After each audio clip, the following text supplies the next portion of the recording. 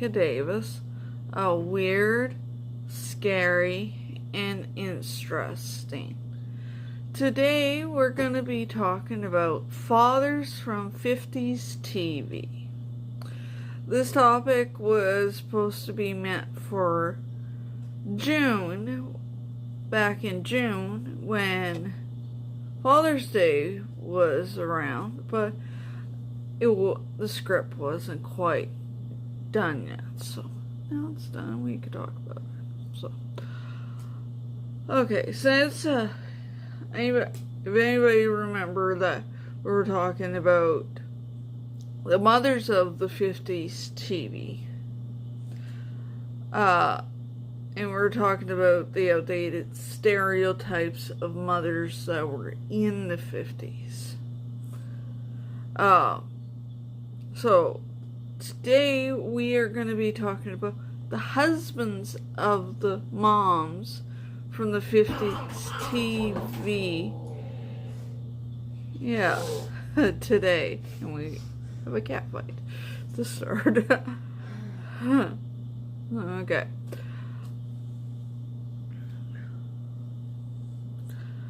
Okay. Fathers of 50s TV. In 1950s television, fathers were often portrayed as the calm and wise and authoritative head of the household.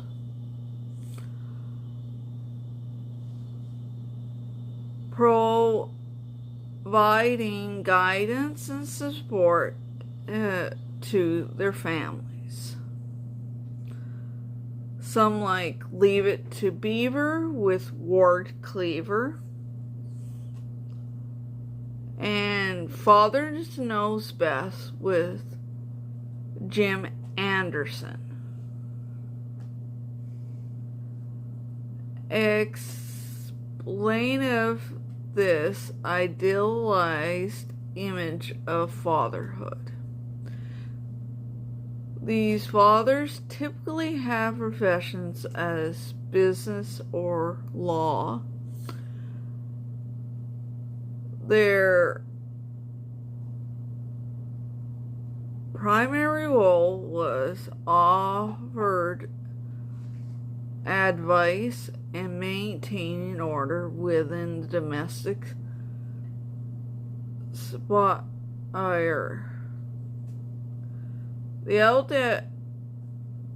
This outdated ideology was shown in the 1950s TV. And in the 1950s, the fathers were the ones that went out and were the breadwinners. And in this video, we'll find out what kind of jobs these dads from the 50s had. Whether they were doctors, entertainers, maybe lawyers, whatever kind of job that brought in a good paycheck every week. Well, every 2 weeks.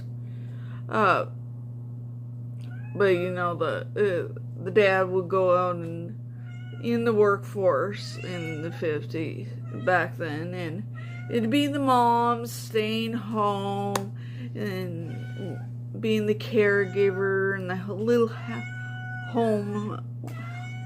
the little housewife looking after the house and the kids, and maybe they had a pet or two.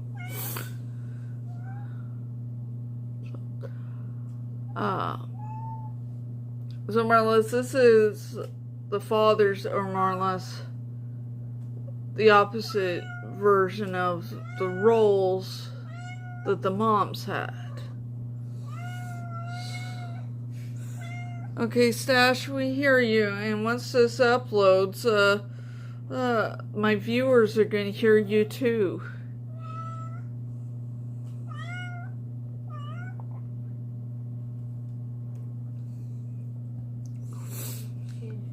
drinking some eggnog today. Surprising, it's October and they already have that out now.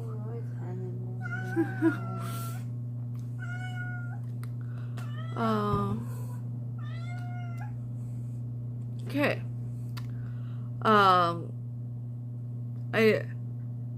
So let's get into it, and we are gonna look at today it'd be 9 fathers that were from the 50s TV.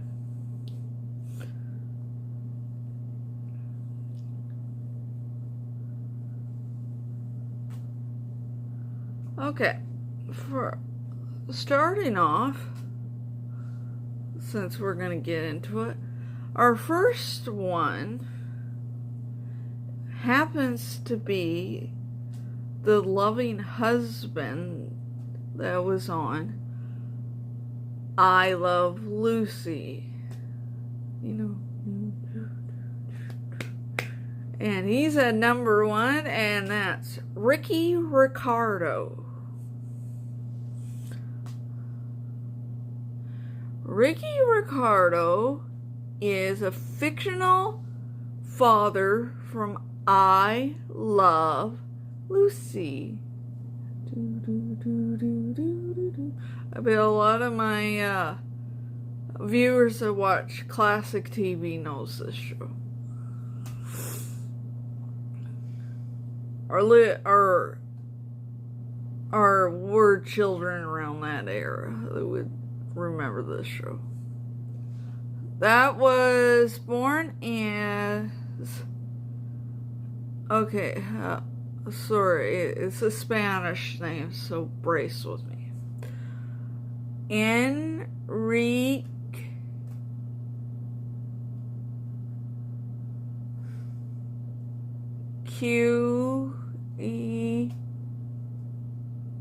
Alberto Fernando Ricardo Ed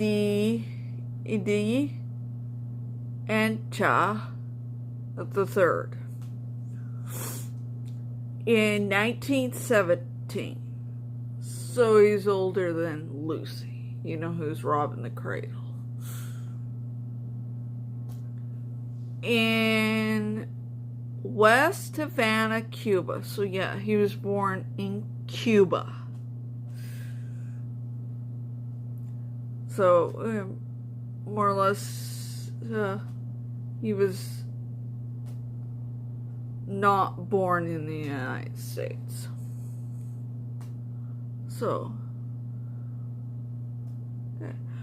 in later years, Ricky moved to the United States of America. So he's an immigrant from Cuba to become a band leader, and eventually met and married an American woman named Lucy McGillicuddy. Ricky and Lucy moved on August 6th, 1948, into a old, reconverted brownstone apartment at 623 East 68th Street in New York City, New York State, USA. With Ricky trying to try his hand in show business, while his scheming wife Lucy always tries to help and usually manages to get into some kind of trouble that drives Ricky crazy and leads to Ricky yells, "Lucy! Have you some explaining to do?"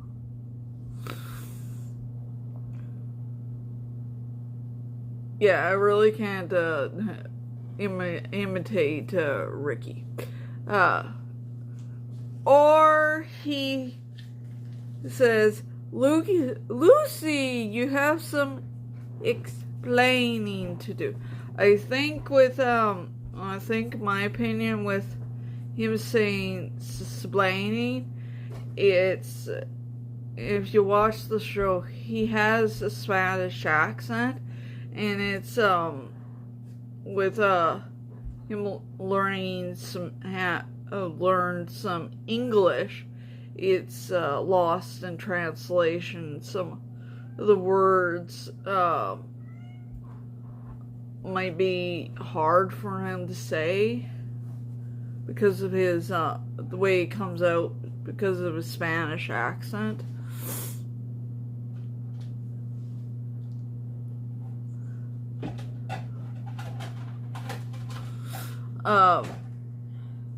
Okay. Their best friends are Fred and Ethel Mertz,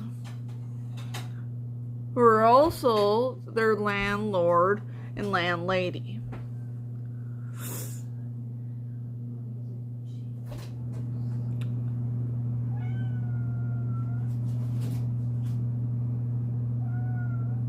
Usually Fred and Ricky's dynamic partner. Hold on. Okay, I'm back. Usually Fred is Ricky's dynamic partner in crime. Ricky and Lucy welcomed little Ricky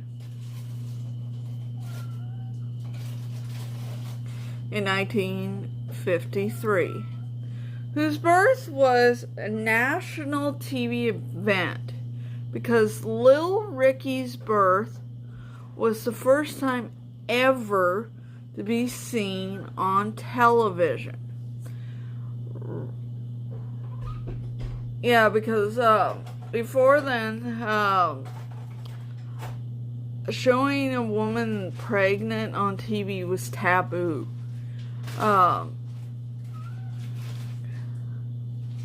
Like I was saying, and if you watched Mothers of the... Hold on. Okay, I'm back.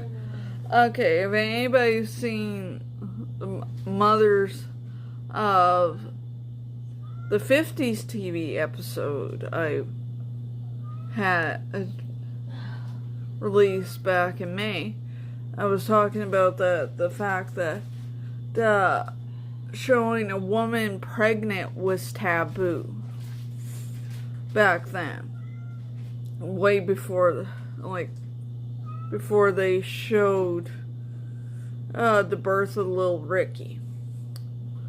And there's a lot of things on TV that was taboo, like there's one time that even showing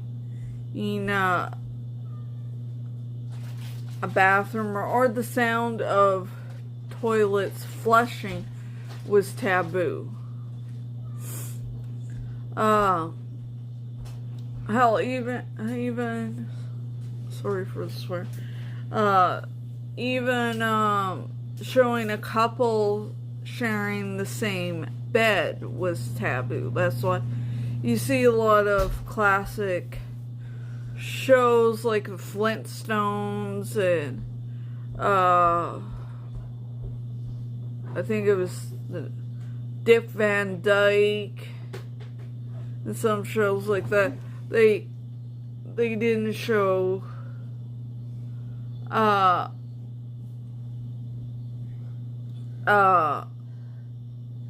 married couple sleeping in the same bed. It had to be two separate beds.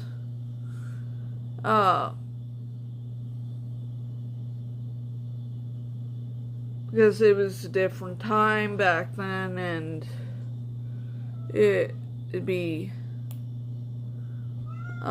sinful to show back then. I guess they thought it'd be sinful to show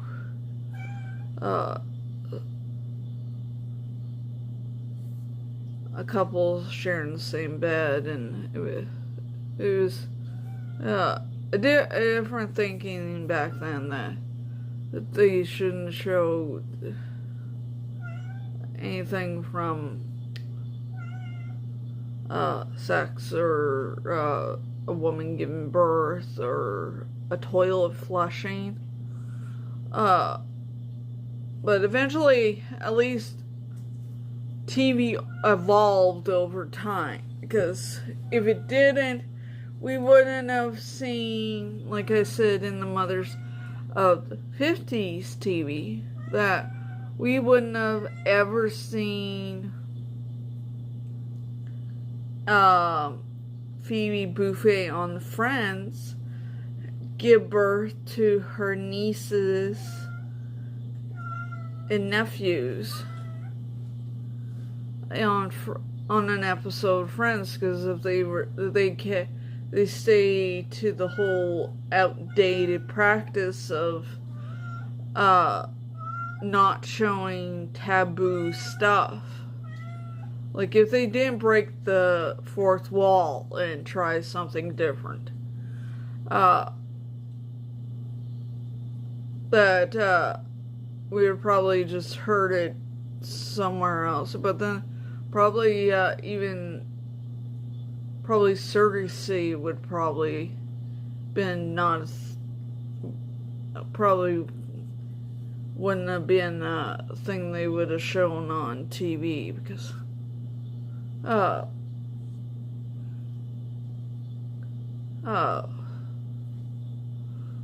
it might have been a look frowned on of you having your brother's children.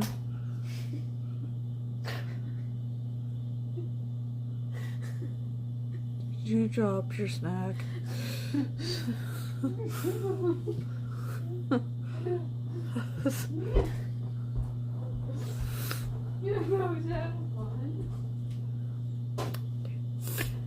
My roommate's throwing her little healthy snack around.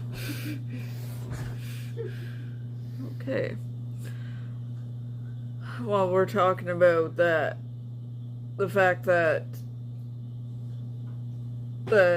pregnancy and certain acts that were outdated. And now she's pouting.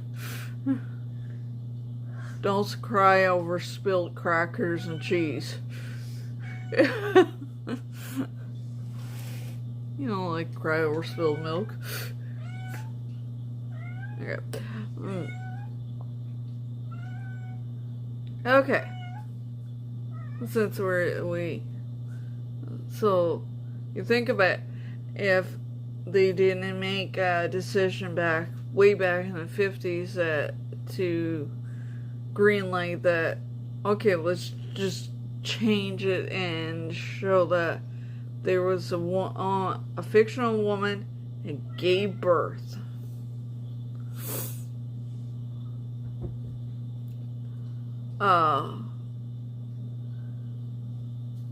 So you think about it, I Love Lucy was pretty groundbreaking for its time to show stuff that is normal, that a woman gives birth. It is actually normal. There's nothing wrong with it, if you can. And there's a lot of other shows that they say that is quite groundbreaking for their time. That they more or less broke the fourth wall and tried something different. Like, I think they say that about the Jeffersons, because of the time a lot of not a lot of shows with black people were showing. So it was more or less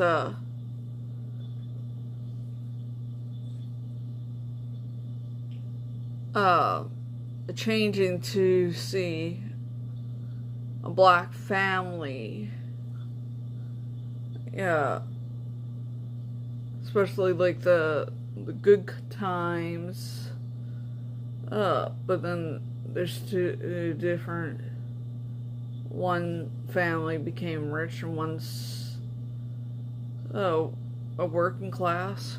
But it's groundbreaking, yeah, for its time to break the fourth wall and introduce to people to reality that these things happen. Okay.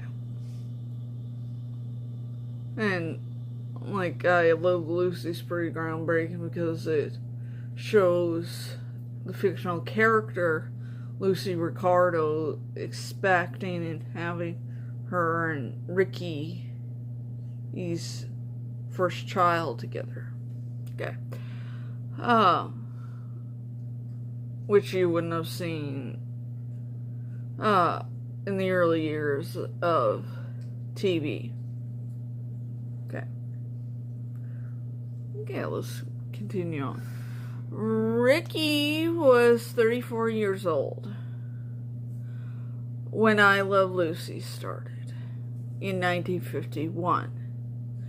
And he was 40 years old, so he was middle-aged when I Love Lucy ended in 1957. So you can tell that he was older than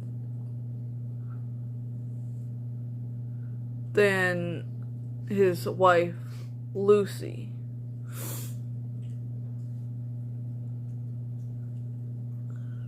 So, I Love Lucy was on for a good chunk of years, from 51 to 57. So, about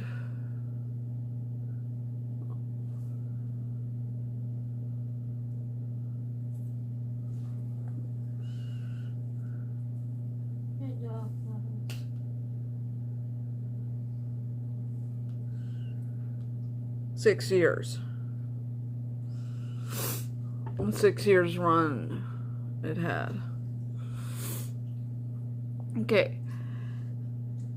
Later in the show's run, the Ricardos and the Mertzes moved to Hollywood. Hollywood. Okay. Where Ricky tried to become a movie star. Ricky was played by Desi Arnaz.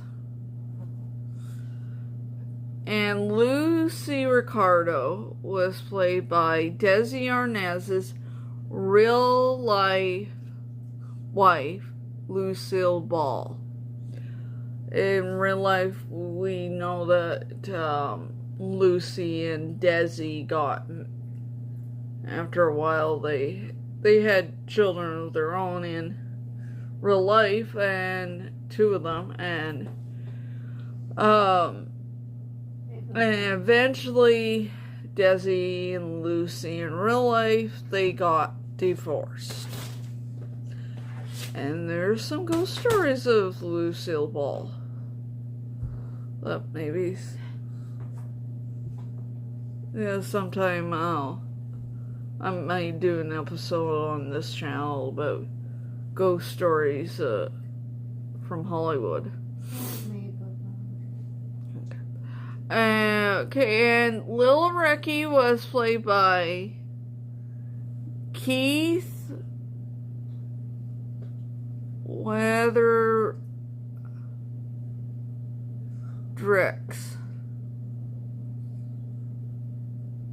Okay.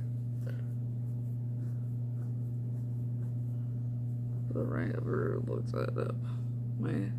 Just in case I have a typo.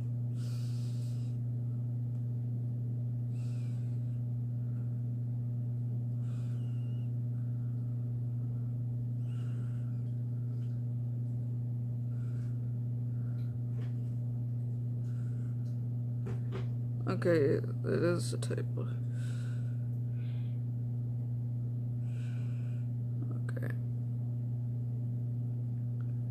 It's Keith.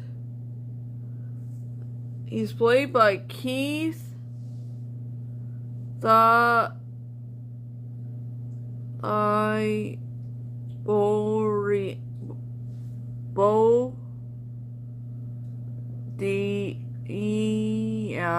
UX. Is he still alive?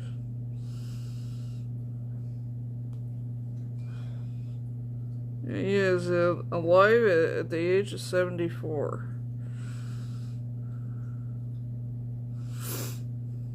Okay.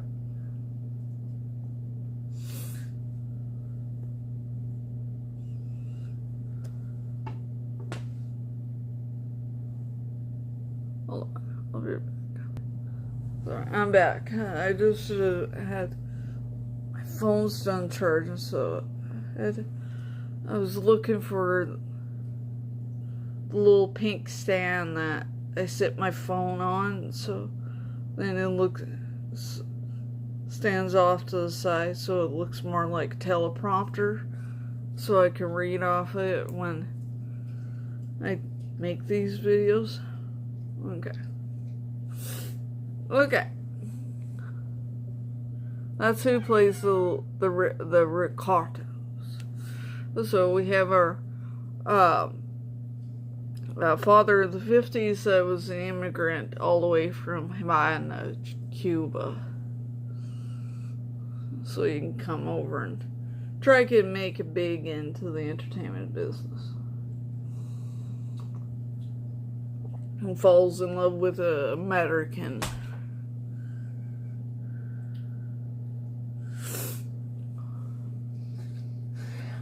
Okay, let's move on from our first father from the 50s to our second one, which is Ward Cleaver, is at number 2.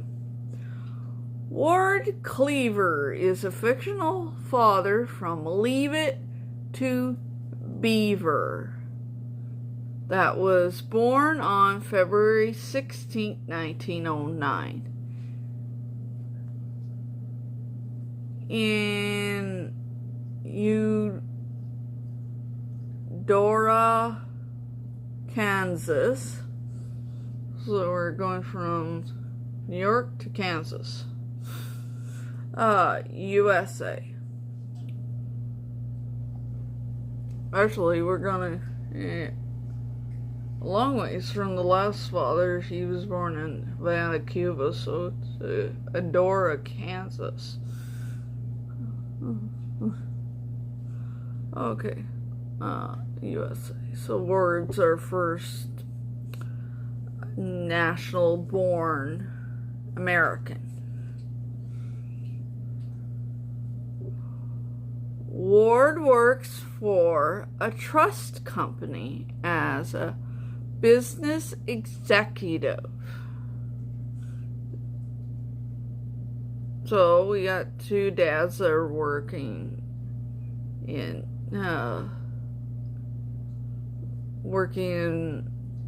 jobs that will probably bring good money in. Ward is married to his wife, June Cleaver. Former June Bronson.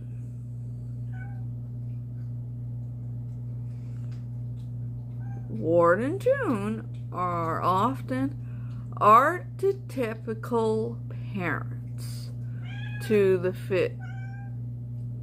of the 50s. So the typical kind of parents where the dad goes out and works and mom stays home and looks after the kids and runs the household.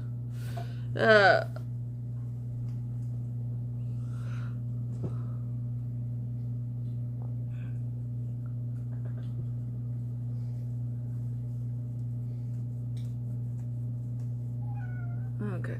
Ward and June are parents of two sons named Wally and Beaver. Ward and Cleaver and his family in the TV series Leave It to Beaver. They live at 485 Mapleton Drive in Mayfield, a suburb of Los Angeles, California. So really we're going from New York, where the Ricardos live, to California, where the Cleavers live. Really, on two different sides of the United States. USA, but the family moved to 211 Pine Street, still in Mayfield, a suburb of Los Angeles, California, USA. Ward was 48 years old when Leave It to Beaver started. He was 54 years old when Leave It to Beaver ended in 63. So to check, I think he might be older or younger than his wife.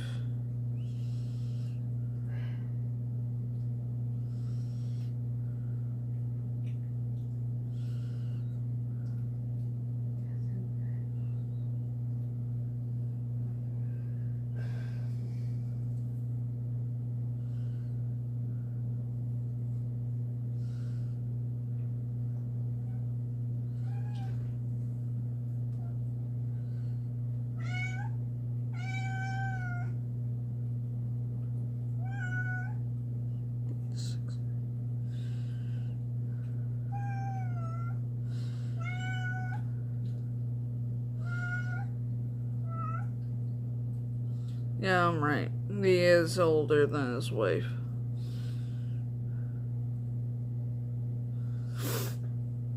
So yeah,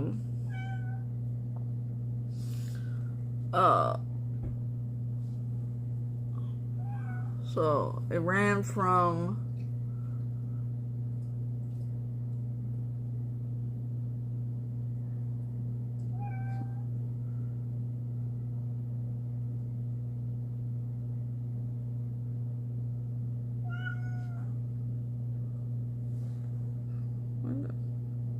what the hell I wrote down that started.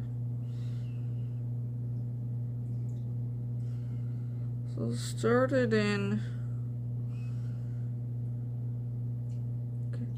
Leave It to Beaver started in 57. So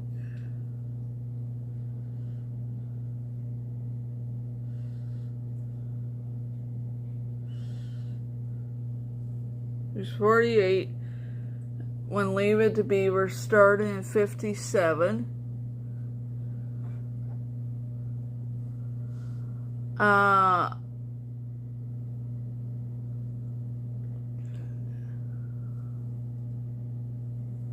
And he was 54 years old when Leave It to Beaver ended in 63.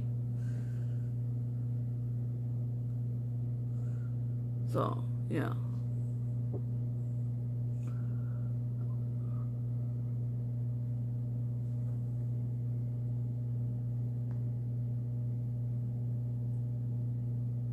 Yeah, I'm right. That he's older than his wife.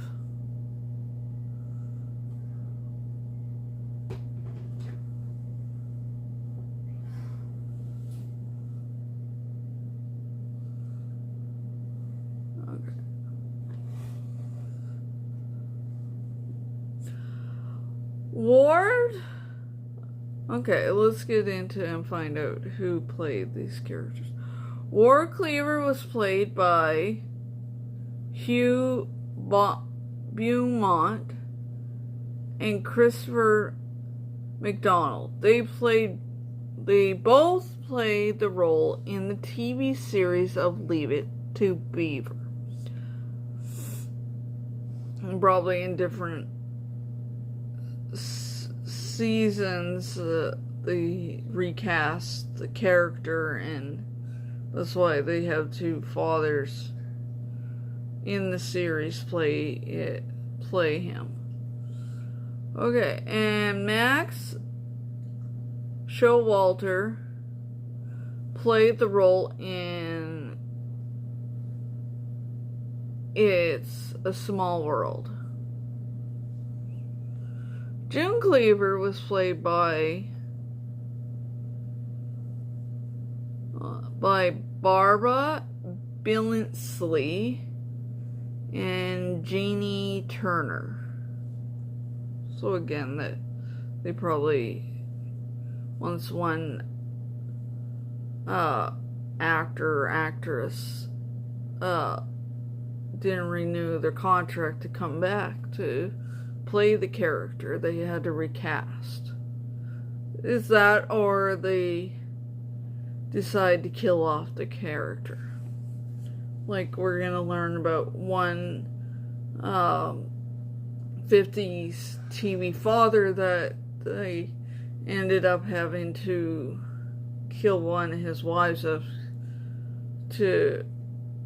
just make a whole new character because the person didn't come back, didn't resign. Okay. Wally Cleaver was played by Tony Dow. Eric Van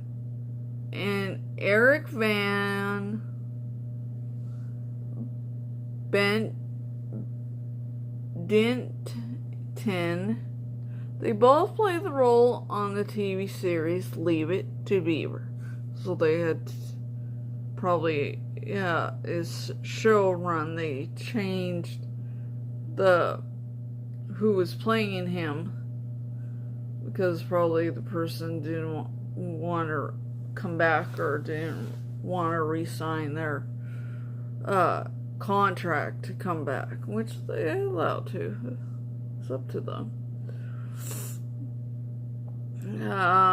And Michael E. Dam played the role in Scrooged. So there's just like the character Ward Cleaver, his son Wally had three people played him, but two in the series, one in the movie. Okay. Beaver Cleaver was played by Jerry Mathers and Cameron Finley.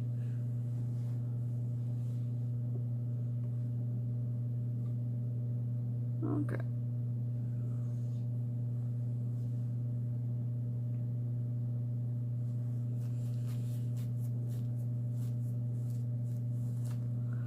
Okay, let's now move on from Ward Cleaver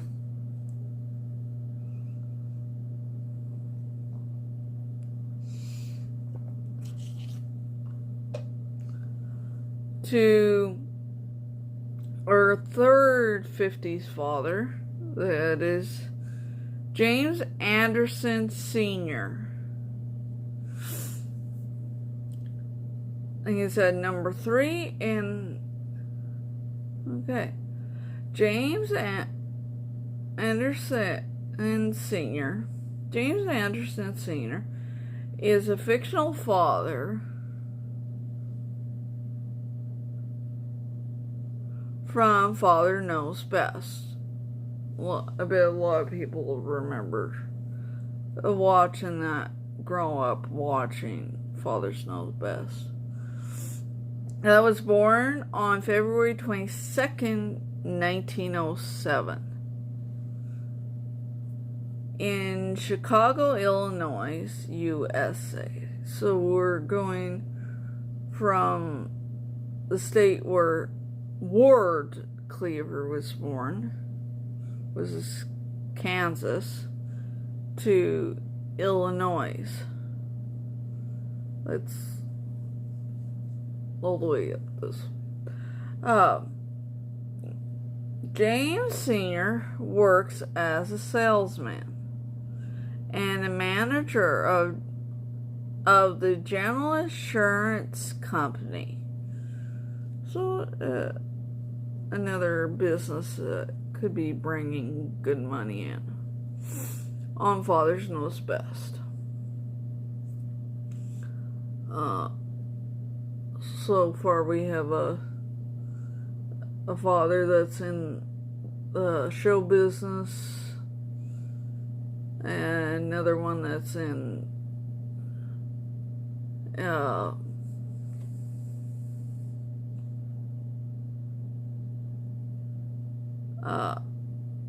trust company,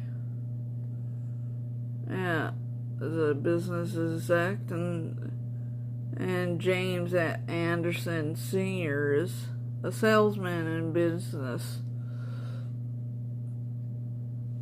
for a general insurance company. So, yeah. James Anderson Sr. was best known as a calm, wise, dependable father who often gentle, thoughtful advice, and solutions to his children's problems. James Anderson Sr. is married to his wife, Margaret Anderson.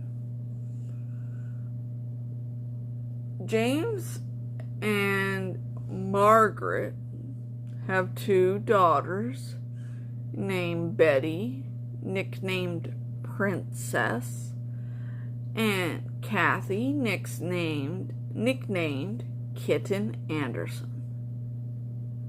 And one son named James, nicknamed Bud Anderson Jr.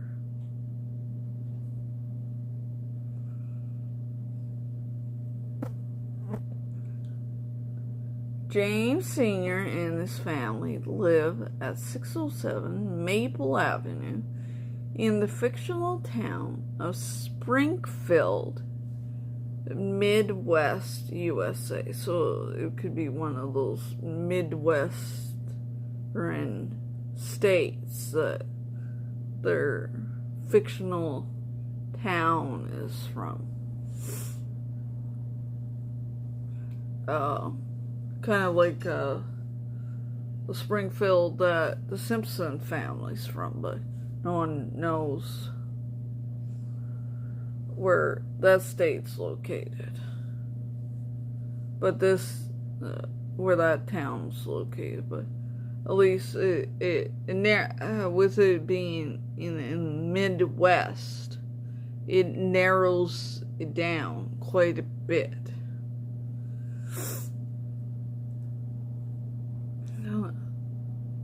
To where it is in the United States. Okay, this is who played the Andersons. James Anderson Sr. was played by Robert Young. A lot of people probably have grown up in the 50s remember Robert Young. Especially notable for playing in Fathers Know Best. And Margaret Anderson was played by Jane Wyatt. Betty, nicknamed Princess Anderson, was played by Eleanor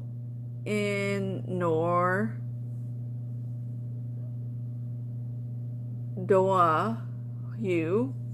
Kathy, nicknamed Kitten Anderson, was played by Lorraine Chapin. And James Bud Anderson Jr. was played by Billy Gray. Okay. There you go. A lot of these things, like, well, we're getting a theme that a lot of these fathers on here are working pretty good, stable jobs for that time. Okay, let's move on to the father to our fourth father, which is at number 4. And this guy is the one that we'll learn about, that has a couple wives, and we'll see why he has a couple wives. And his name is Danny Williams.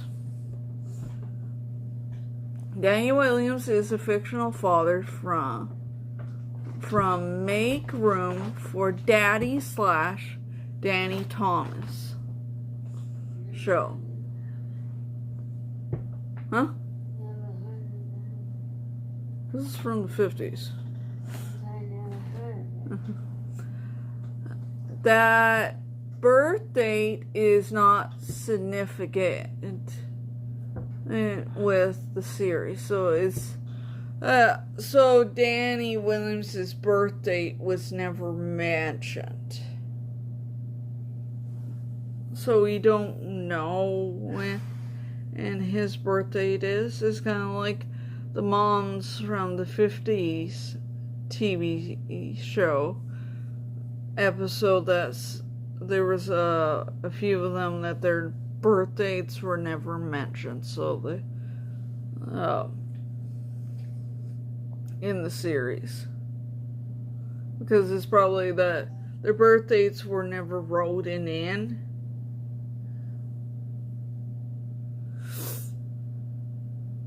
Even if they had to use the actor or the actress's birth date, but they probably never thought it was be significant to the series. Okay.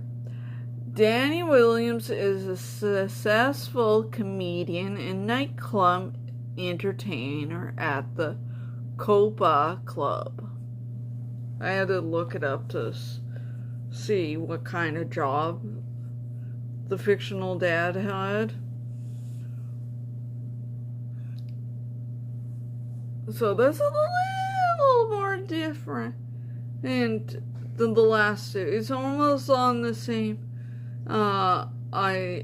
equivalent to Ricky Ricardo.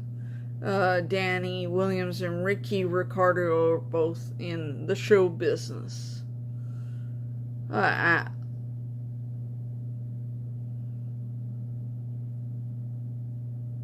In the show business. And if I remember, Ricky Ricardo, he also in early seasons of I Love Lucy, he plays in a club too. Probably not the same type of club as Danny.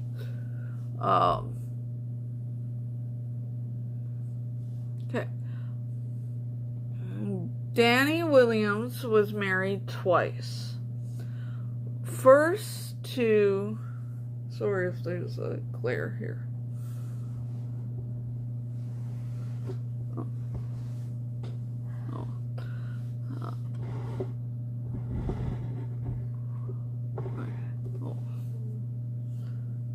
First to Margaret Williams until her sudden death off screen. I think it was because actress didn't want to continue with her own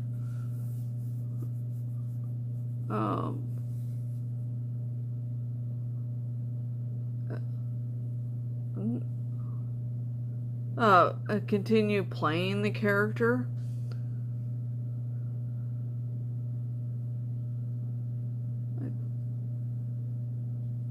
think. I could be wrong. Actually, I'm not sure at all.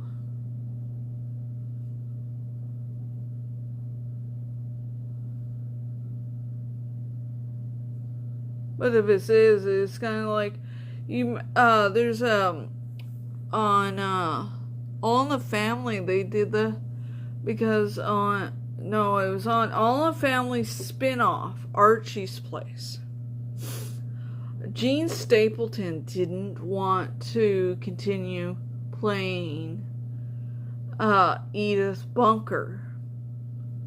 So since she didn't resign for another season of playing Edith Bunker, and she left the series, so they killed Edith Bunker off.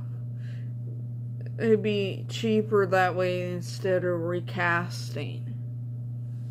Because sometimes people will notice. Big time. Because if there has been characters of TV shows that they did recast, and there's a big notice that TV mom is changed. Like Family Matters, when Harry Winslow, the original lady that played Harry Winslow on there, left the series and they recast her. You can notice a big difference. It was a different actress playing her. Even they recast when the original lady that played Will, the character Will on Fresh Prince's aunt on there, the lady that originally played her left.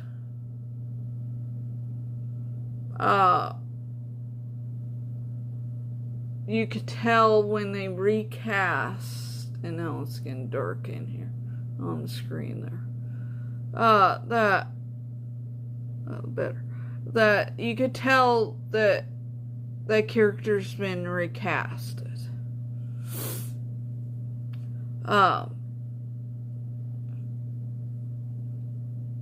But sometimes it's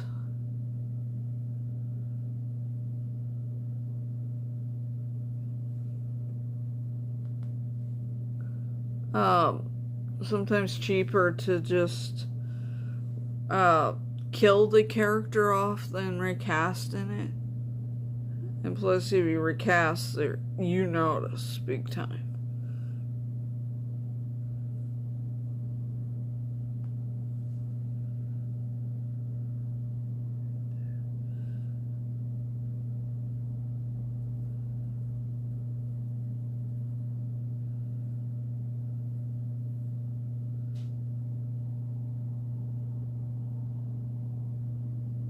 Sorry, I'm just curious of something.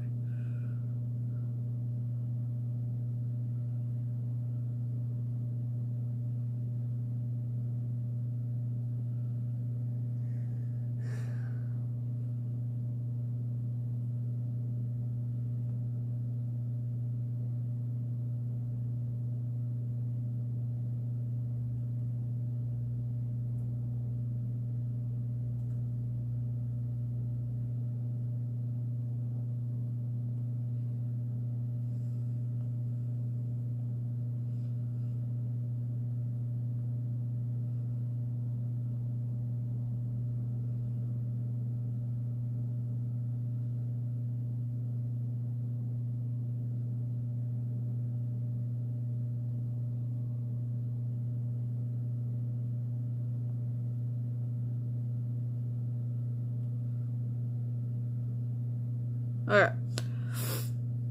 The lady that played... Okay, here's the reason why the character Margaret Williams was killed off. It was because the actress Jean Hagen, who played the character, was dissatisfied with the series and chose to leave. Instead of having the characters of Danny and Margaret divorce, which probably in time frame it probably would have been maybe a little frowned on back then to see divorce on TV, which was socially unacceptable for television at the time. It's another taboo thing to see a couple going through a divorce, but it does happen. And her character was killed off. So instead of breaking the fourth wall with this show, they just kept it going. What was acceptable for that time. Since the actress was dissatisfied for the series and decided to leave, they just killed the character Margaret off the series. There you go.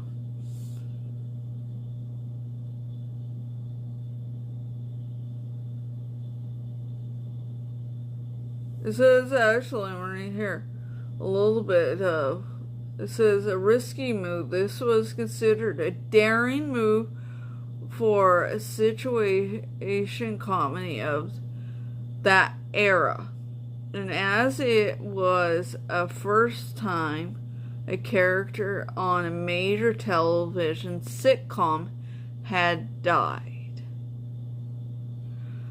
I've seen a lot of shows where they did the whole killing the character off screen. If anybody remembers watching The Waltons, when Will Geer died, they killed Grandpa Walton off screen.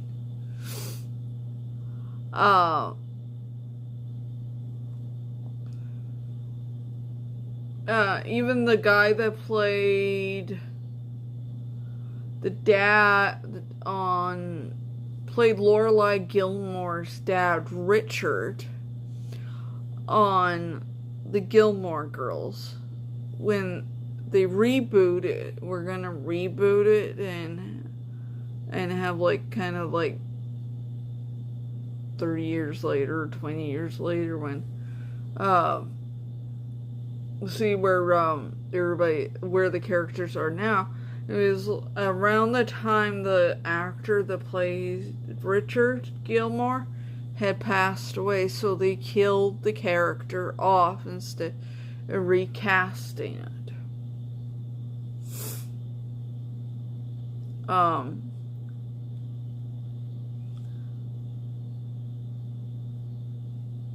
But they more or less killed Richard Gilmore off screen, but they did show a funeral for Richard. They didn't have no little dramatic thing where Richard had a heart attack on screen and died, which wouldn't be the first time he did. In the original series, did have some battle of heart issues. He did pull through it, but fictional characters can't pull through when the person that's playing them passes away, and the production companies make a business move to more or less put the fictional character in the fictional grave, because they're the person that is famous for playing that character has passed on.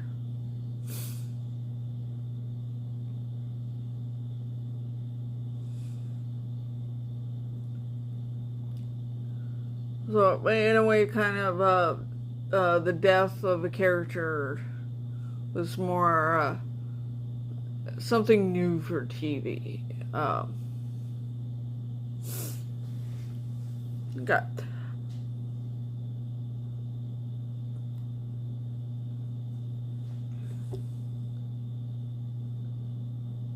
Okay, and then in the season finale, he married for the second time to an Irish woman named Cathy O'Hara.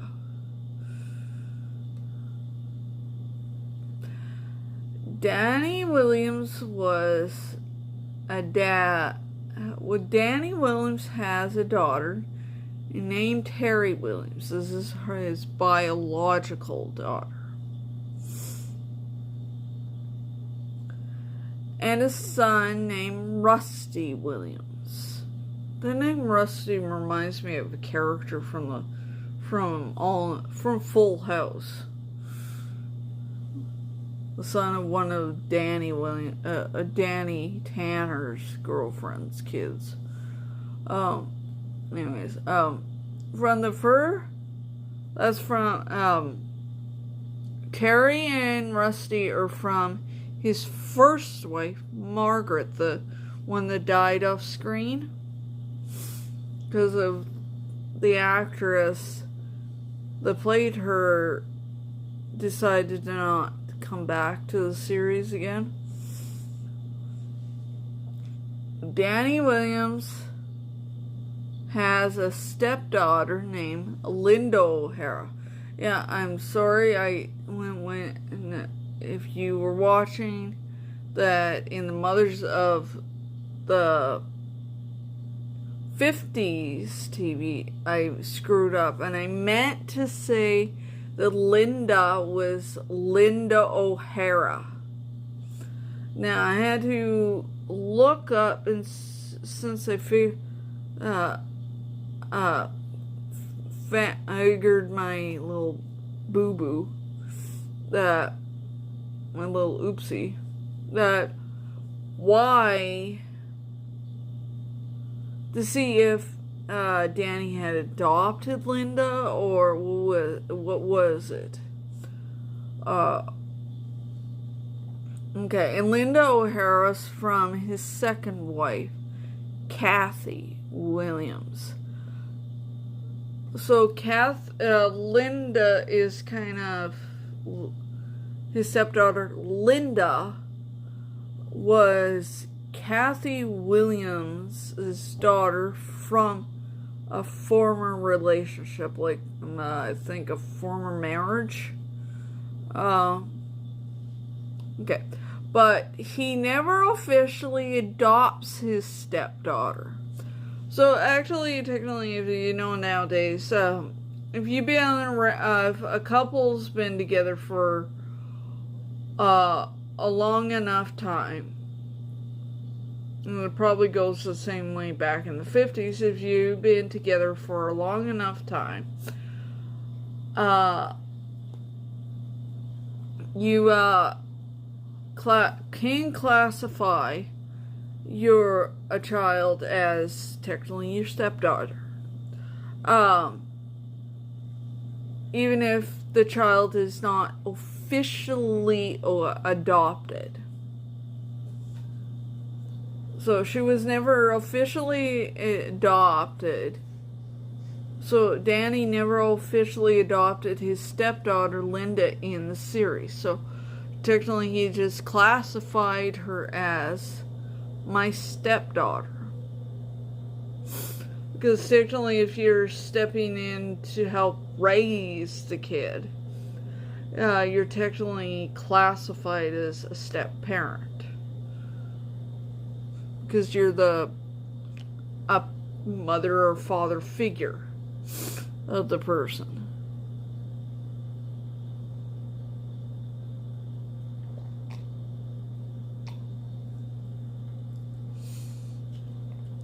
Now it'd be probably a little different if it's grandparents stepping in to raise. Then that's stepping in to help raise. That's just family helping out. That's a little different. Unless the grandparents adopt them,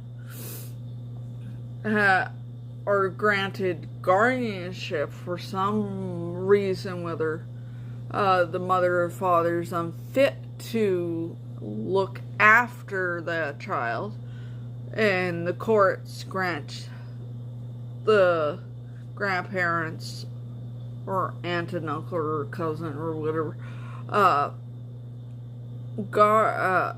custody of the kid, then that's classified as guardianship. So now, since officially Danny Williams, the character Danny Williams, is not officially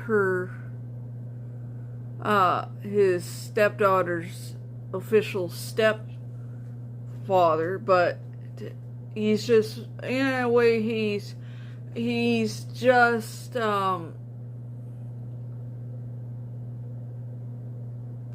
he's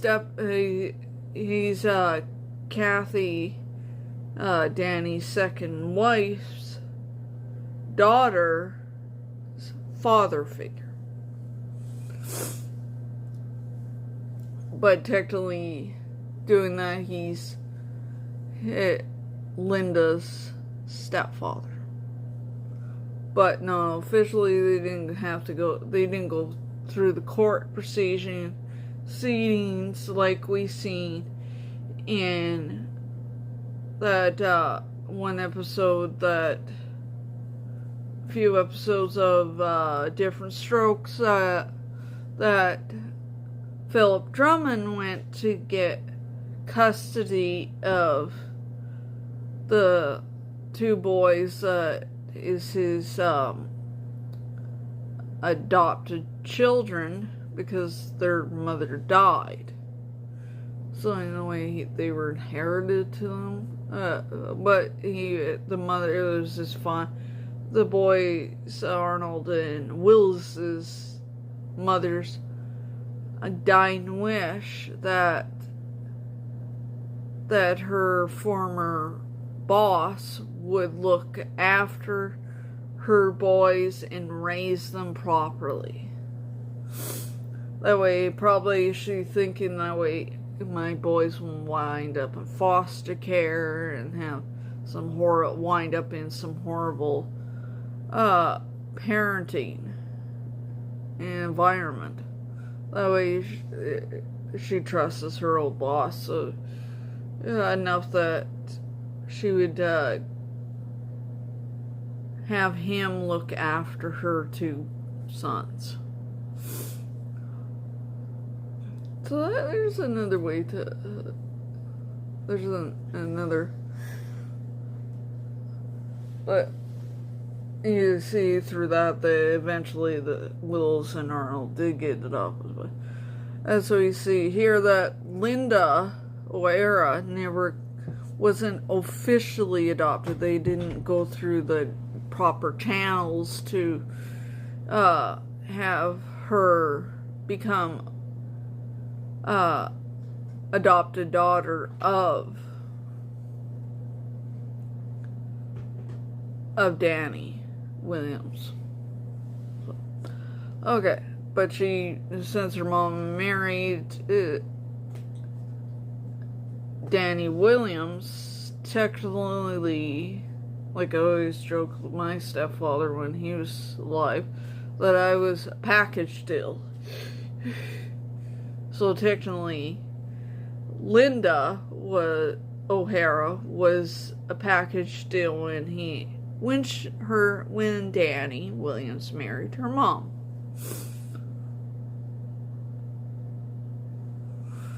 Okay. Danny Williams and his family, both sets, because remember, he got married twice. And you remember, actually, Kathy before we can get it back a little, if you remember from the Mothers of the 50s TV show episode of my channel, that the romantic way they met was because Rusty got sick and Kathy was a nurse. Yeah, nursed Rusty back to health. And the rest is history. Okay. Danny Williams and his family lived in Hollywood, California. Hollywood. Got another family in Hollywood.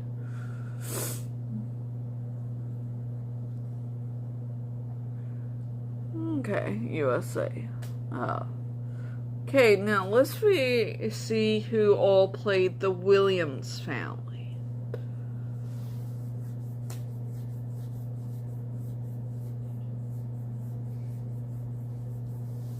Danny Williams was played by Danny Thomas. That's the name, what the name is.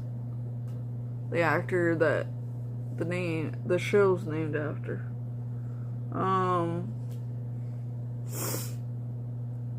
Margaret Williams, Danny Williams' first wife, was played by Jean Hagen, the actress that decided that she didn't want to,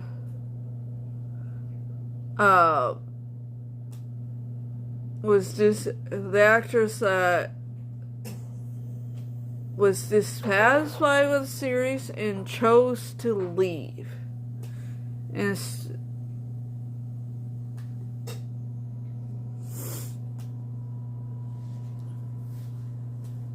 okay, Kathy Williams, Danny Williams' second wife, was played by Marjorie Lloyd. Terry Williams was played by a couple of actresses. The first one was Sherry Jackson from 1953 to 1958. And so Sherry played from the first half of the series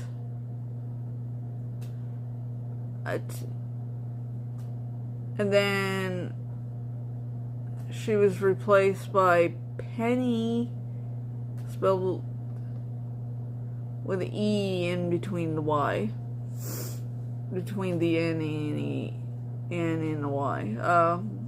Parker, Penny Parker. And she played the character from 1959 to 60. So, Penny Parker played the character Terry Williams from the rest of the series.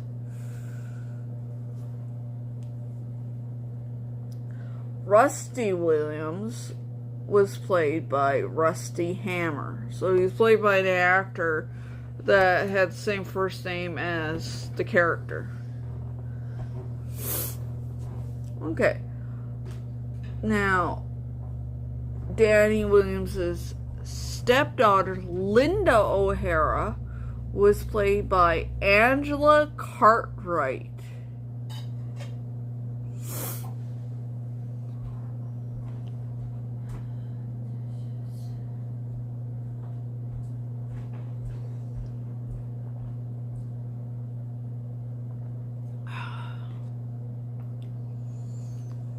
Okay. Now, let's move on from Danny Williams, the guy with two wives, because the fact that his first wife died and he remarried eventually, to our fifth father, which is in number 5. And he's Dr. Alex Stone. In a bit, you could probably guess what job with that title he has. Dr. Alex Stone is a fictional father from the Donna Reed Show. It's okay if you make noise. I made noise in your video. I'm gonna do something. You getting bored? I'm getting bored. If you wonder what that sound is my roommate, the host of Just Anita, do some dishes because she's bored out of her mind. Hi. Okay, let's get back to Dr. Alex Reed. Okay, Dr. Alex Reed was a fictional father from the Donna Reed Show. A lot of my older viewers or classic TV show watchers probably know the Donna Reed Show. I swear, I think if I'm right, there's a character from the slasher movie that likes the Donna Reed Show. You know, Tiffany Valentine. Okay. And Dr. Reed was born on March 9th, 1921 in Pittsburgh, Pennsylvania, USA. So, really, we're from Illinois to Pennsylvania. Well, still up in the northern part of the United States, sir. He was born as Alexander Stone. I love the name Alexander. It's one of my baby names if I ever have kids. Dr. Alex Stone works as a pediatrician. Okay, I looked it up. If you don't know what a pediatrician is, it's somebody that works with children, like babies and that.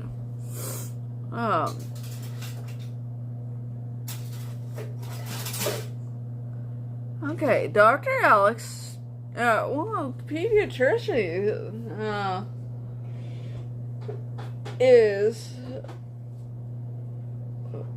that would bring in good money. So you're technically a baby doctor.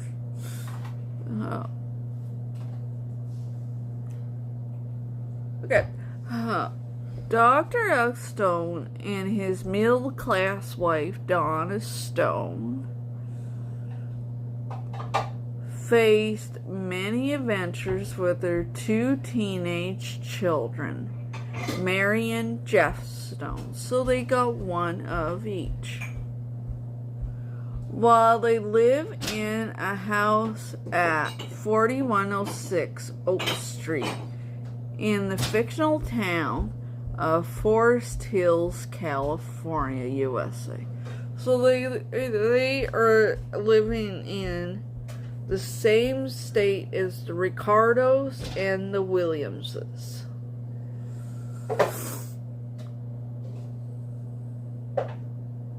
Oh, and I'm forgetting Cleavers too. Okay.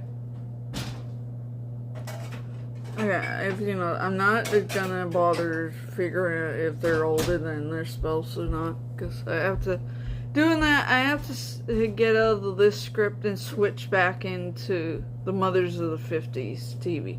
So let's not waste time. Okay. And as my roommate says, who cares if they're older or younger or whatever. Alex Stone was 37 years old, So he's a lot younger than some of the fathers that when their show started. When the Donna Reed show started in 1958.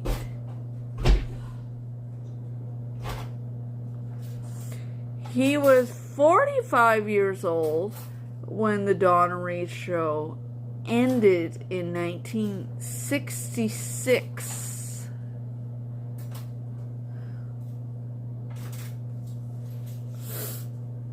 So if you notice, some of these fathers on this, and the mothers from the last episode, not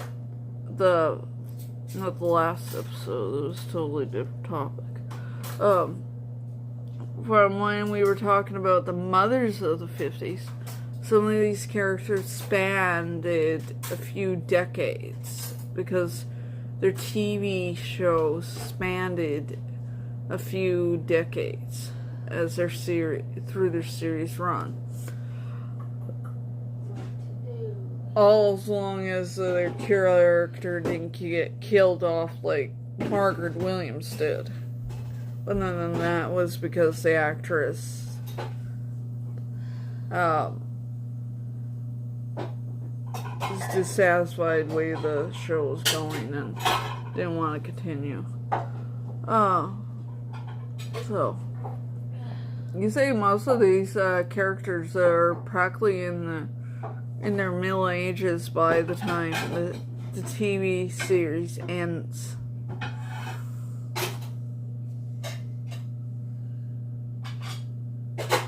That's if their birthday was the close, and I could figure out how old they were from the time that the show started to the show ended.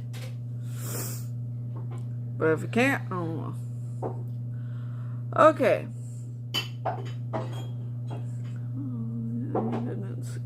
Okay. Let's see who played the Stone family. Dr. Alex Stone was played by Carl Bietz. Donna Stone was played by Donna Reed. Yeah, the show is named after the person. There's another show that's named after an actor or an actress. That's the star of the show. So,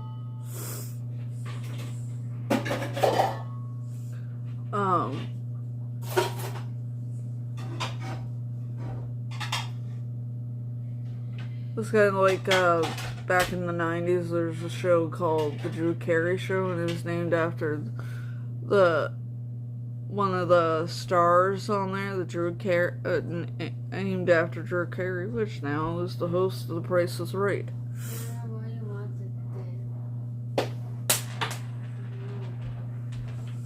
Okay.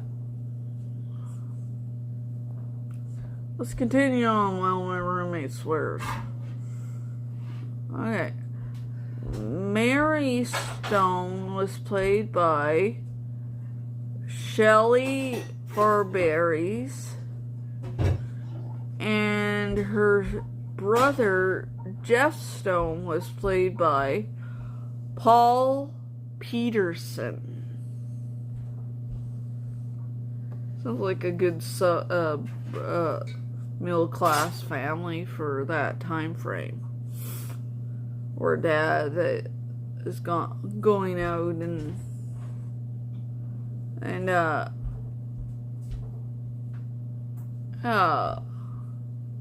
bringing in a good paycheck.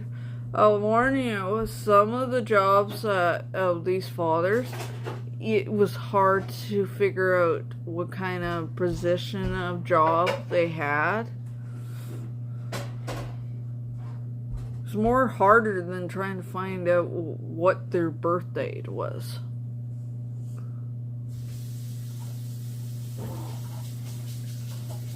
Okay. We'll move on from Dr. Alex Stone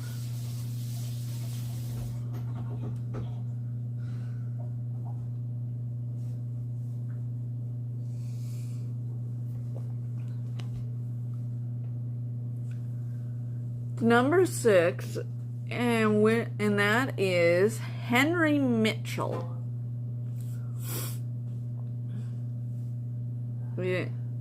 Henry Mitchell is a fictional father from Dennis the Menace. Who doesn't remember Dennis the Menace? And you can find that show on streaming channel like Tubi. That was born on March 30th, 1917. So he was born way after, like, quite a bit after the Titanic. So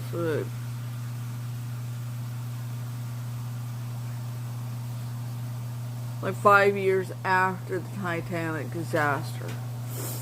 And he was born in Oakland, California, USA. So we're still in the state of California.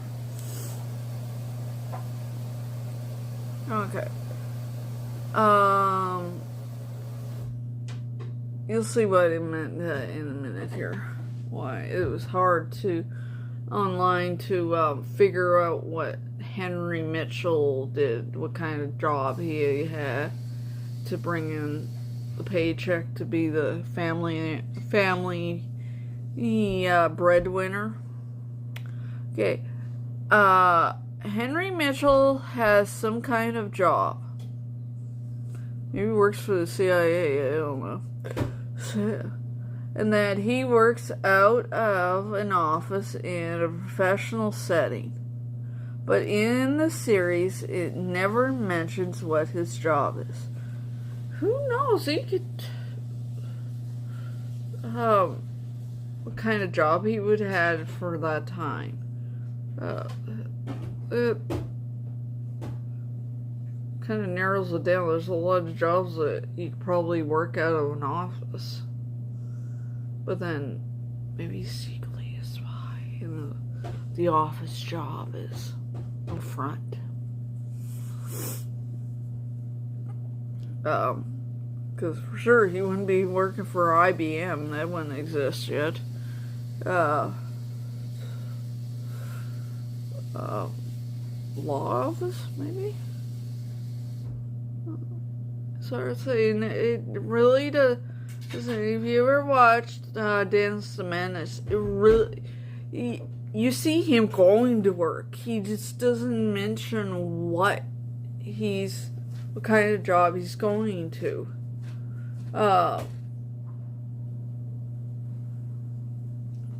He could be the secretary for the mayor of their town, but they just don't say what kind of job in the series it says. What he does is kind of like, it's kind of like he works for maybe the FBI. I don't know, maybe the town they live in has an FBI bureau in it. I don't know. CIA, man.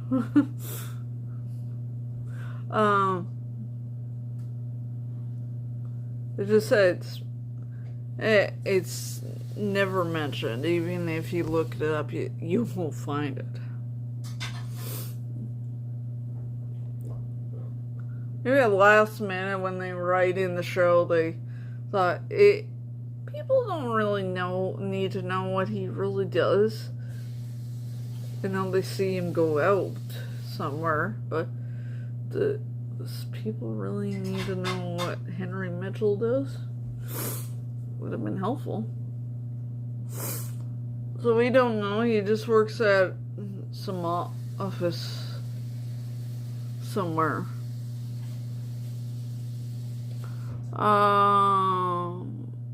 Must be one hell of a top secret office for us never to know.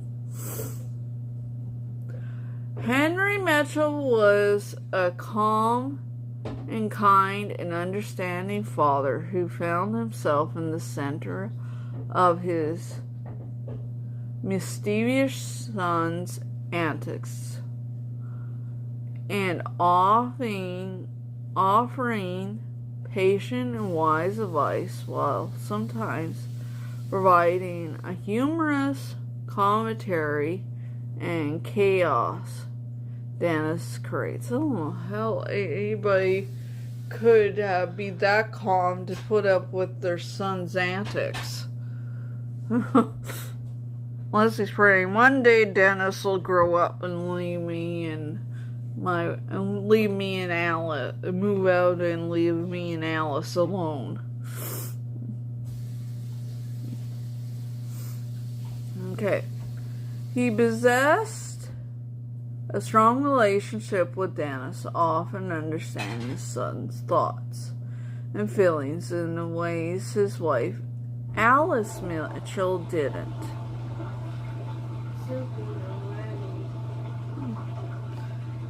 And him and Alice are probably thinking, good thing we never thought of having another one. One's bad enough. We don't need two.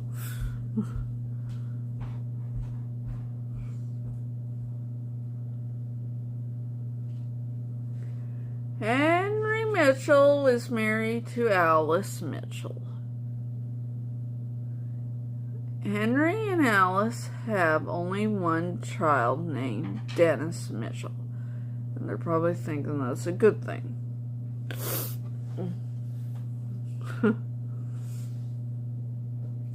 Henry Mitchell and his family live at 2251 Pine Street in Wichita, Kansas, USA. So,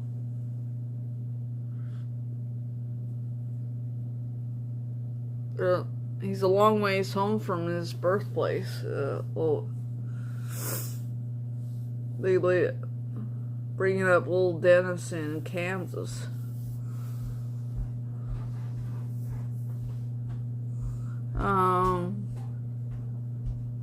Okay. Henry Mitchell was 42 years old when Dennis the Menace started in 1959. So he's already middle-aged in the start of the series. And he was 46 years old when Dennis the Menace ended in 1963. So from 1959 to 1963, he was in the show. He was a middle-aged man.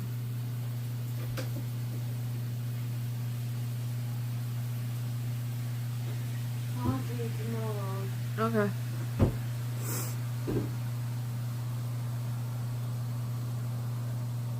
Henry Mitchell.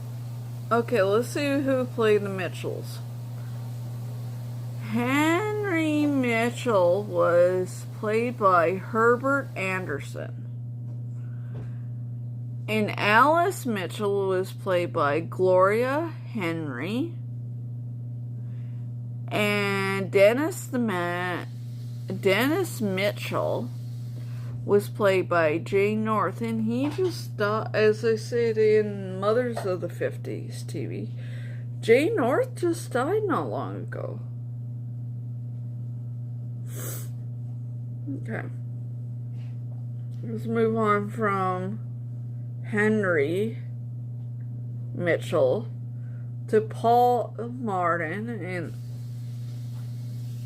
the fictional character Paul Martin. He's our seventh. He's number 7. Paul Martin. Paul Martin is a fictional father from the TV show Lassie that was born on October 30th, 1915. Hey, day short of Halloween. In Bronxville, New York, USA. We're back in the Northern Seaboard again.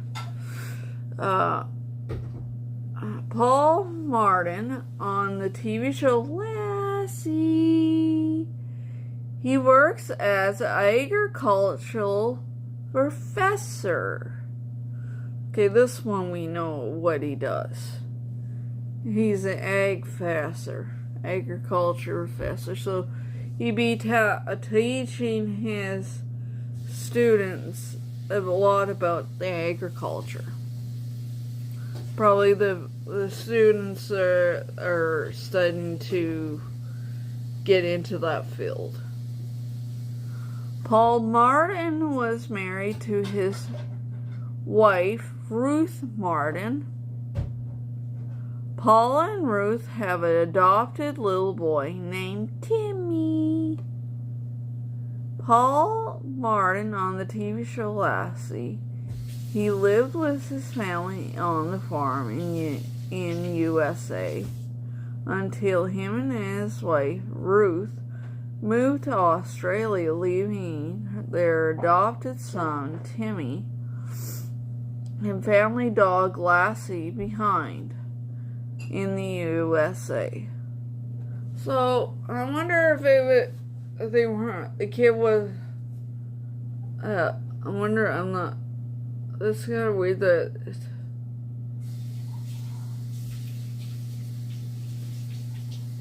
they left their adopted son behind. I wonder if it was because they weren't allowed to take Timmy to Australia.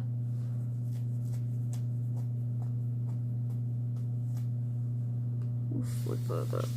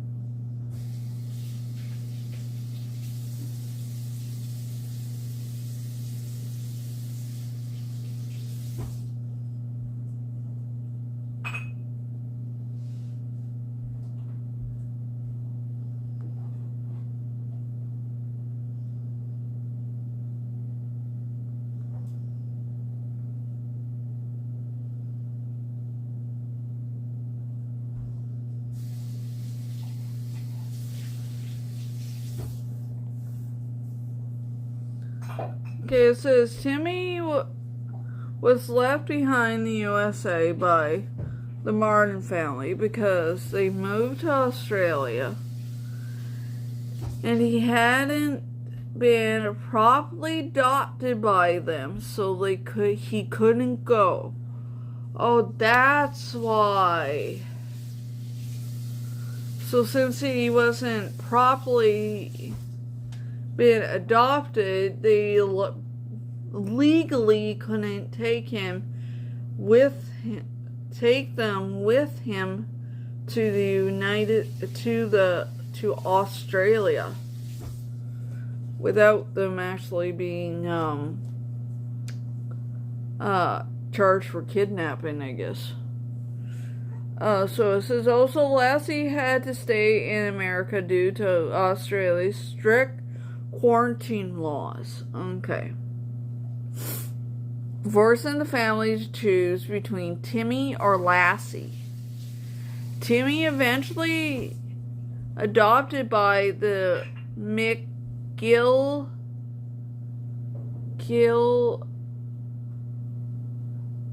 O'Connor family. So eventually he was,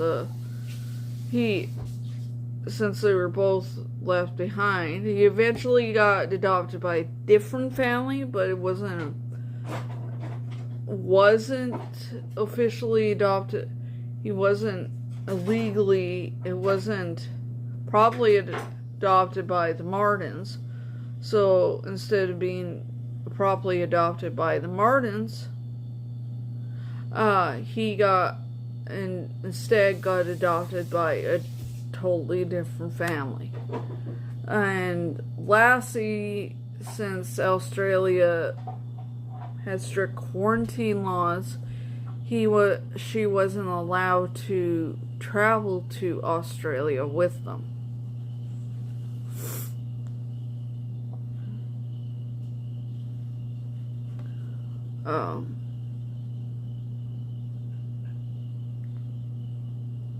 So Timmy got adopted by a totally different family.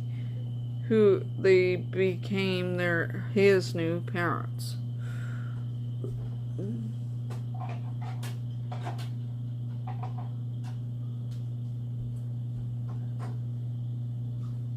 So more or less, instead of them breaking a couple of laws to keep the family together, they thought it's better not to.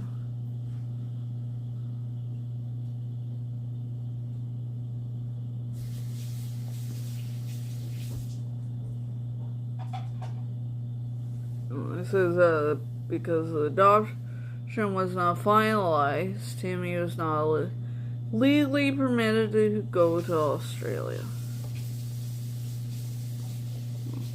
That's I guess not much you can do if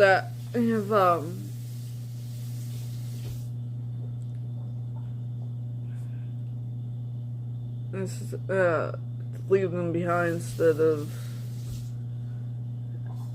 ended up breaking laws. And then you play this person.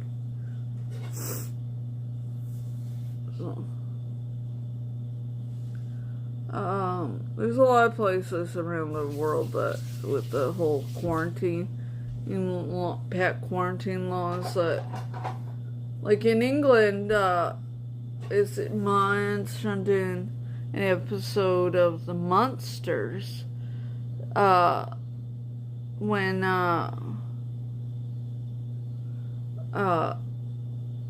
they were inherited to Monster Hall.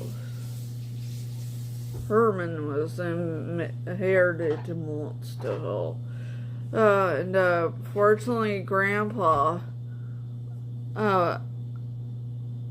which is Count Dracula, unfortunately, and became playing around with his mad scientist kit, turned himself into a werewolf.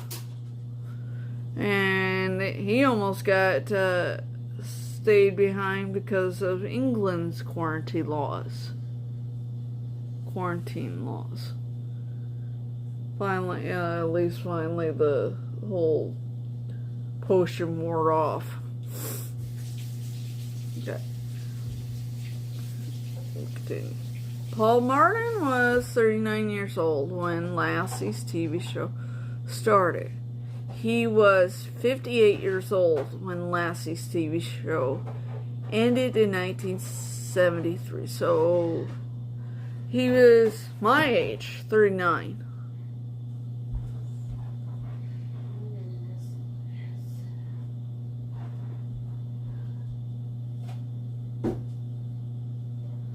And I have to play it more.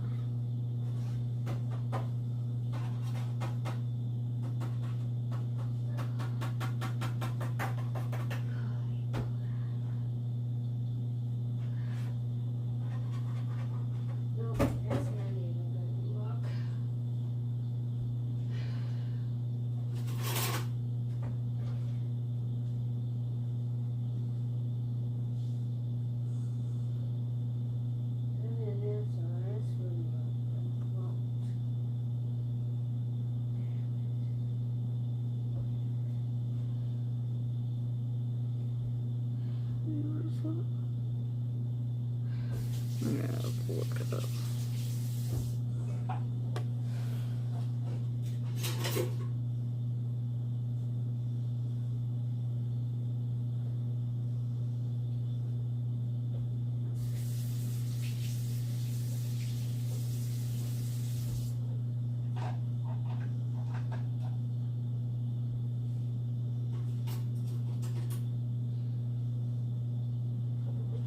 Okay.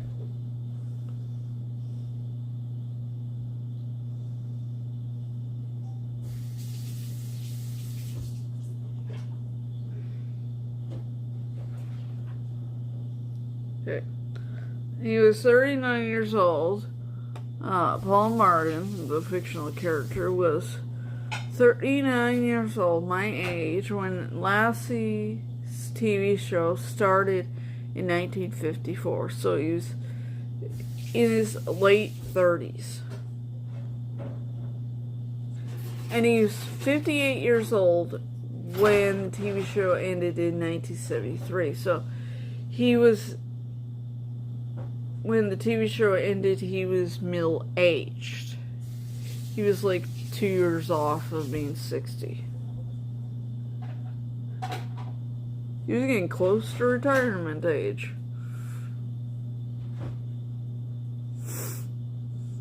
Okay, let's see who played the Martin family.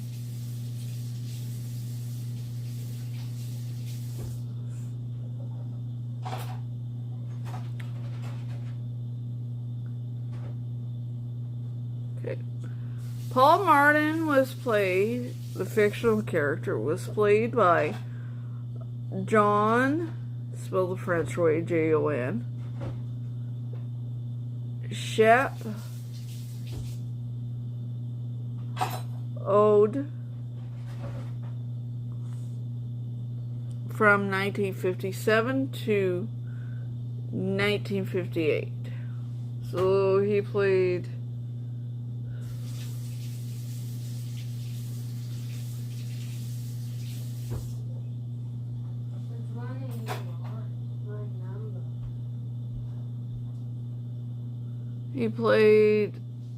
I'm on number 7, Anita. I thought there was 5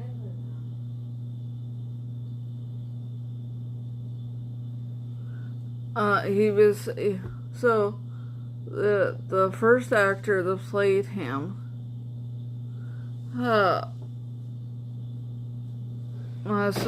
played him when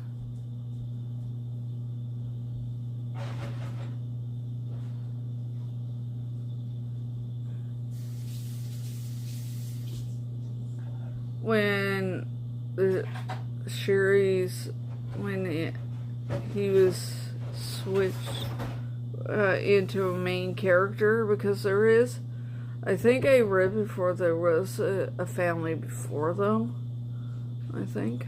All right.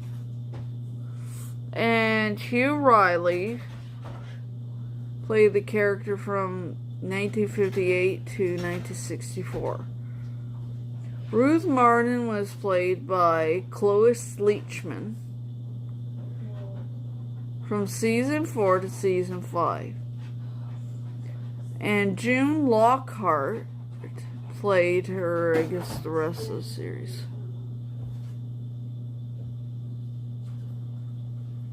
Timmy Martin was played by John Provis. And Lassie was played by 9 different dogs, because I read that every time one died, they had to recast one. Keep on recasting.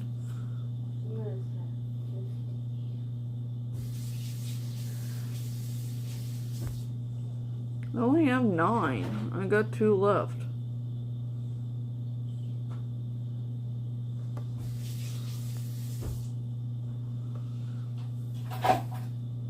Okay. I'll get supper going in a minute.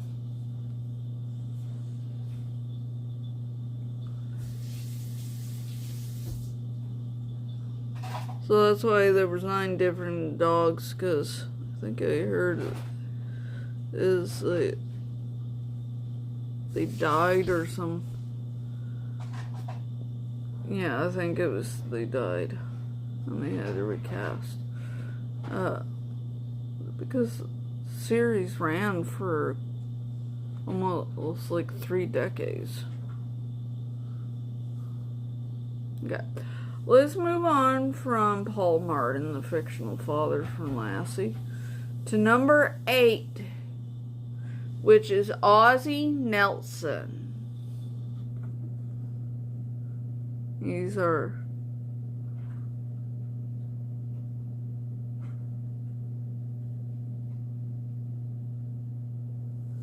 Ozzie Nelson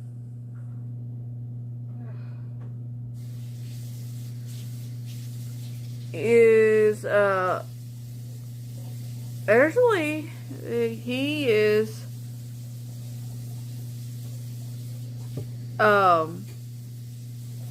Ozzie Nelson is actually technically not a fictional father because he's actually a real father in real life. But from the adventures of Ozzie and Harriet.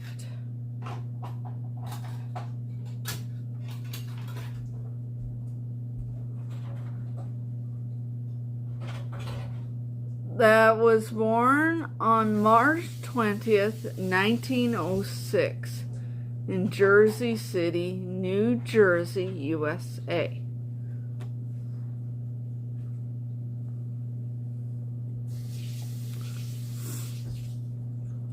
Ozzie Nelson in the show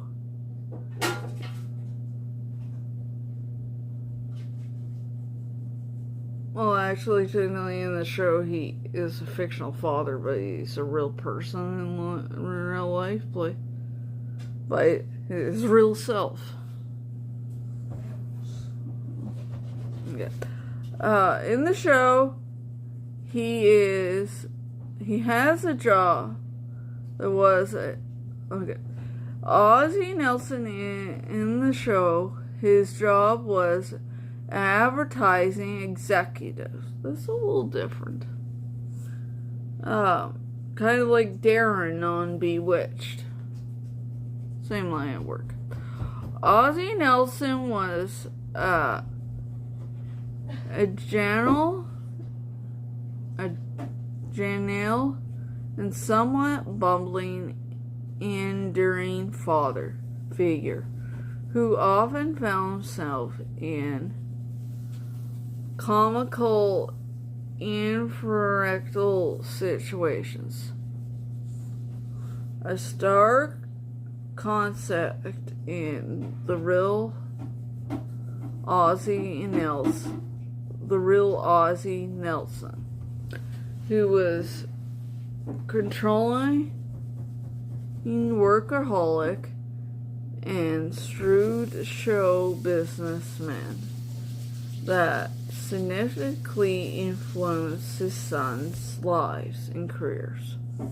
On screen, Ozzie Nelson was the show's narrative anchor, while Harriet served a voice of reason, a negative anchor, while Harriet served a voice of reason in the idealized family setting. Ozzie Nelson was married to his real-life wife, Harriet Nelson. So yeah, they were real people playing a fictionalized version of their own family setting.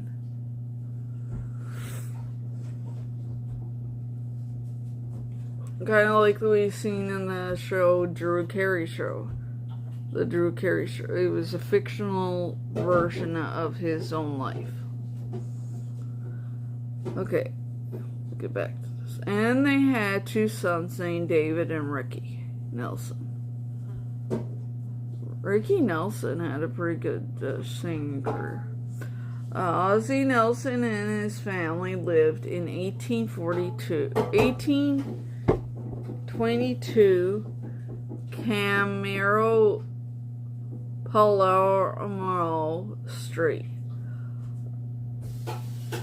Los Angeles, California, USA. Ozzie Nelson was 46 years old when the adventures of Ozzie and Harriet started.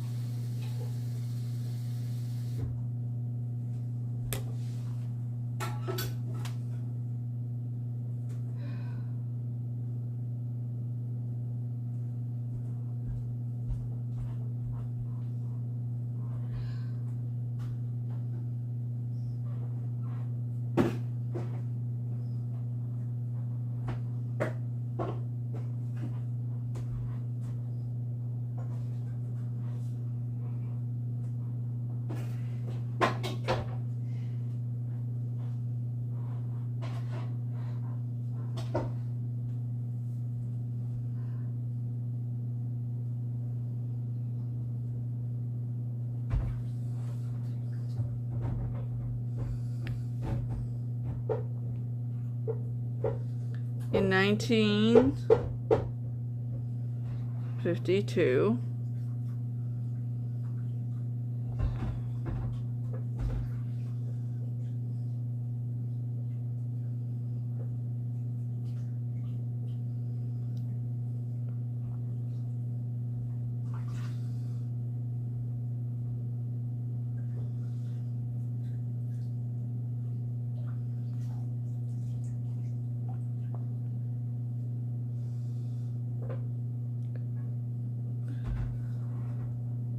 Okay, Ozzie Nelson was 46 years old when Adventures of Ozzie and Harriet started in 1952. He was 60 years old when Adventures of Ozzie and Harriet ended in 1966. So, technically he was middle-aged when the show started, and he was just started into the age of 60s, technically senior, I guess. Okay, let's see who played the Nelson family. Ozzie, Harriet, David, and Ricky are all play their selves in the Adventures of Ozzie and Harriet, because it technically is a fictionalized version of the Nelsons compared to what they would have been in real life.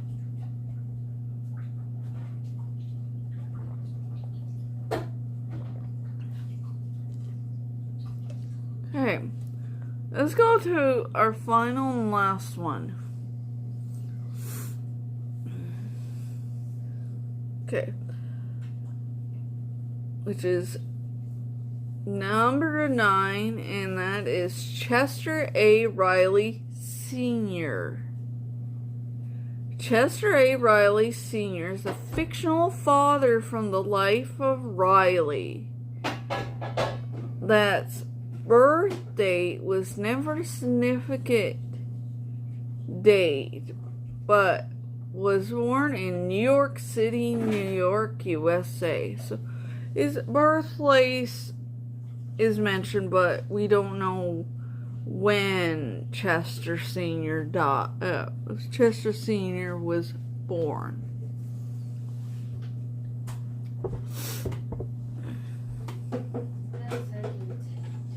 Okay. Chester A. Riley Sr. works as a wing riveter at a fictional Cundringham our craft plant. Chester A. Riley Sr. is a bumbling but lovable blue-collar father. So he's a little different than the 8 other fathers we talked about.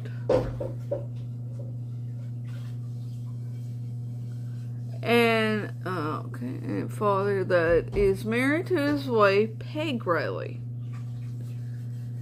They have 2 children, Barbara, nicknamed Babs. That nickname reminds me of Babs Bunny from Tiny Toons. Chester, nicknamed Junior, Riley Jr. Well, that's understandable, his nickname, because he is Junior, because he's named after his father. Chester A. Riley Sr.'s family live in an aircraft plant in California, USA. We are seeing quite a bit of theme of families of fictional families living in the state of California. Chester A. Riley Sr. I think if I read this actually right, I have to look it up, but I think the life, before we get into who played who.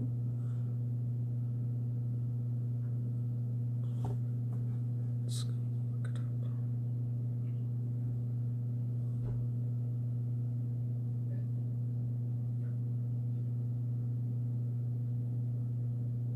I didn't write it down because we don't know Chester Sr.'s birth date.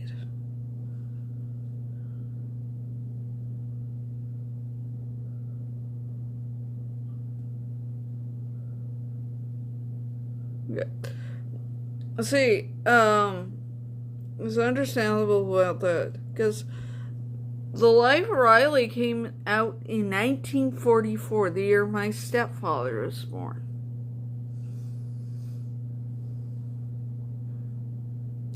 So that'd be the tail end of the Second World War.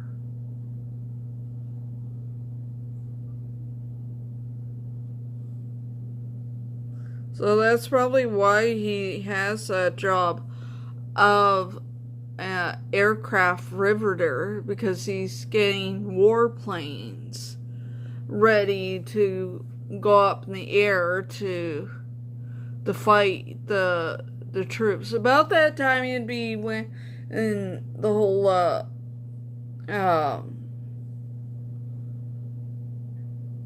the U.S. fighting the Japanese, and so Life of Riley would have ended in 1958. So it started around the time with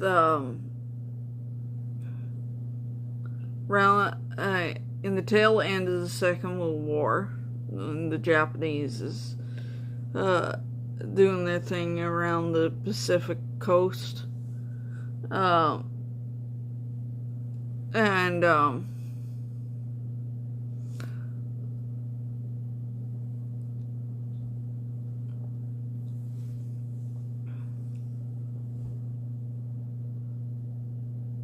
there, since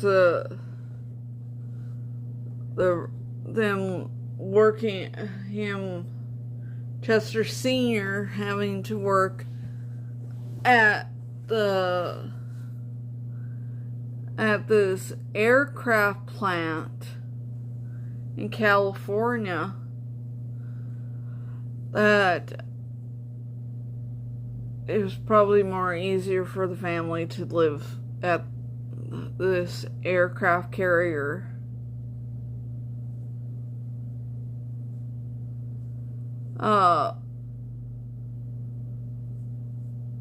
Instead of aircraft plant in California, instead of living somewhere off the plant, because it's probably kind of like, as we know, that military families usually live on military bases and that. And since it's since he's dealing with planes, it'd be a whole different place they would be living on.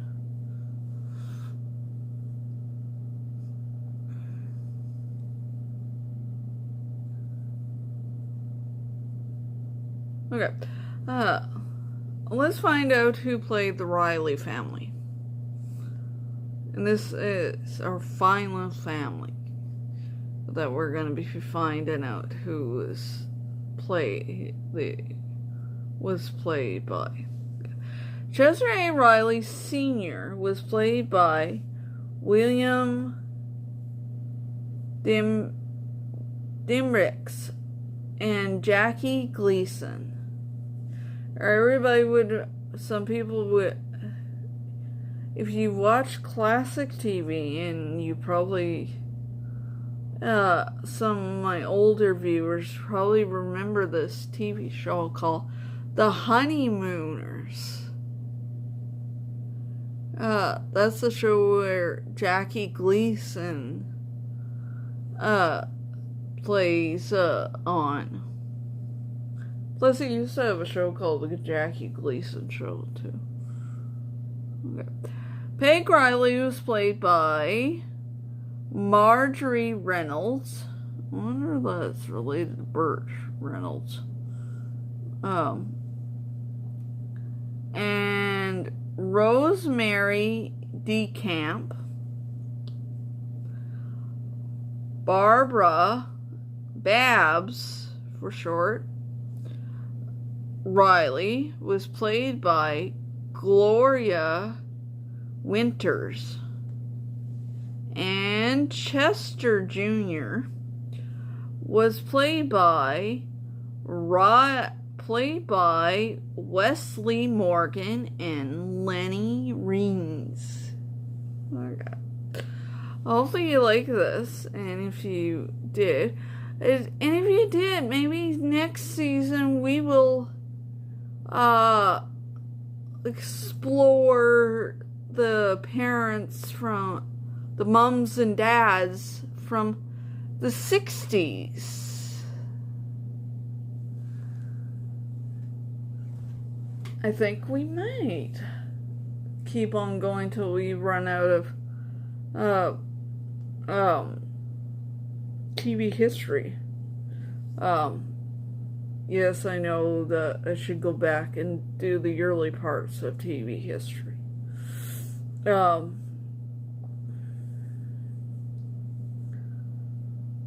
And maybe sometime I will explore maybe the other family dynamics, maybe. But yeah, so if you like this, I know it's not as spooky as next week's episode. If you like this, you know the drill. Like and subscribe, and don't forget to comment, and don't forget to ring the bell. So yeah, so next week we are gonna get into some spooky topics, because next week we're gonna do a sequel to the King and the Ghost of Kings of Music, and next week it will be the Ghost of Queens of Music. We'll talk about some ghost stories. They're a perfect topic. The start, we're gonna eventually get into Halloween, but we're here in Canada. We're gonna be celebrating Thanksgiving in a couple of Mondays soon. So yeah, till next week when we talk about the Ghost of Queens of Music, I will say goodbye. Goodbye.